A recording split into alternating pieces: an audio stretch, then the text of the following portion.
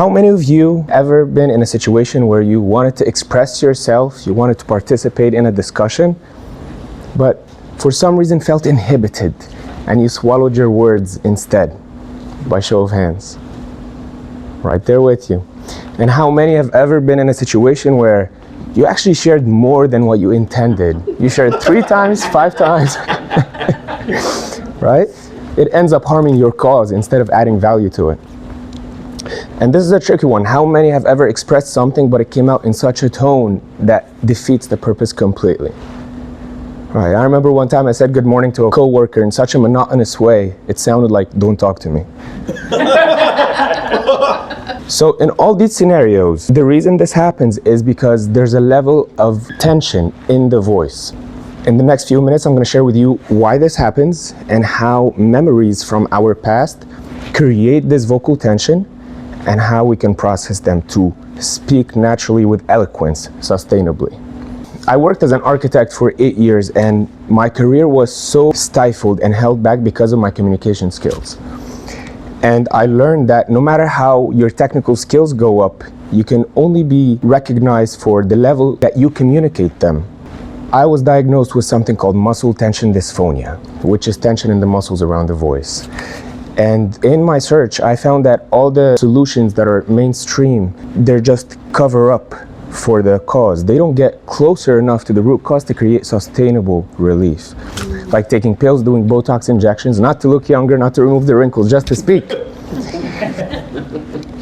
So the root cause is actually psychological. As humans, we don't make decisions based on logic. We make decisions and we behave based on emotions, and then we rationalize them with logic. Renowned psychologist Carl Jung said that until you make the unconscious conscious, it will direct your life and you will call it fate. So I'm 12 years old, I'm sitting in a class and the teacher trying to explain something apparently very difficult for him to explain. It was a grammar lesson and I wanted to ask a question. I've always been very curious. So I raised my hand, asked a question. He stopped the whole class and he took all his frustration out on me. I felt scared, I felt embarrassed, I froze. I felt humiliated in front of my classmates. I didn't say anything, and I felt all this tension in my voice. Ever since, anytime I see that teacher, I'm careful what to say. I doubt myself before I say anything. My confidence reduced. But not only that, as I grew older, I find myself in situations where I'm unconsciously reminded of that memory, and my confidence gets reduced. My voice changes. I learned in psychology that these younger versions of us in those memories, they have psychological needs that were not met. Based on the Maslow hierarchy of needs, we have the basic needs, which physical safety, and then right above it is our psychological and emotional needs. We need to have the safety of being in a predictable environment where we know we're not going to be humiliated, where we know we're going to be safe emotionally. To illustrate this further, let's say this Hoss that the teacher snapped at him at school. He came back home and he told his parents what he experienced and they shared with him advice, they showed empathy, they loved on him, and they let him know that, hey, it's okay to ask questions and it's okay to speak up and it's okay to make mistakes sometimes. Don't blame yourself. That version A of Hoss would go back to the world more confident with more wisdom. Let's say version B of Hoss goes home and he just keeps it to himself. He stuffs it down. And all that tension, he doesn't address it.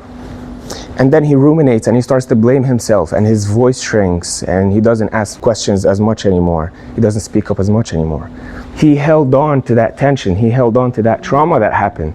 Both of them faced the same situation, but this one became stronger and this one became less confident. I learned that I had to go back to this version of Hoss and reparent him, give him that experience, but over here.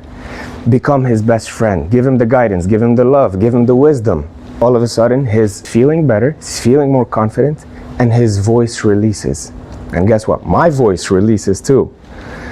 And to do that, of course, we have to go into a deeper brainwave state. So during the day, we are in beta state most of the day. But to access memories vividly, we have to go deeper into alpha and theta states. And that's when real change happens, where we feel the difference viscerally. So unfortunately, as humans, we are conditioned to stay strong, not to show emotions. But Those of us who have cats and dogs, what do they do when they experience something intense? They shake it off their nervous system. They literally go like this. And then they move on like nothing happened. But as humans, we stiffen up and say, I'm fine, I'm cool. What I want to share with you is that that's what most people miss about the voice. The voice is more than just vocal cords vibrating and producing noise. You cannot make your voice relax by forcing it.